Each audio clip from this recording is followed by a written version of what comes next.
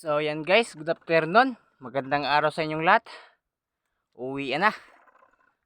Grabe, sobrang init na talaga. Talagang summer na nga. At yung huli ko ay 2 piraso. Ito. 2 pirasong giant squid. Unang huli.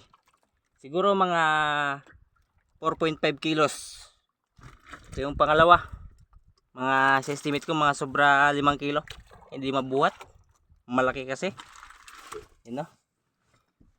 Thank you, at may huling 2 piraso kahit pa paano. Kahapon 2 maliit, ngayon 2 malaki-laki na konti. Thank you, thank you. Thank you Lord sa araw-araw na binibigay mong blessing. Sana bukas makaulit-ulit. Shout out Duli Tupad.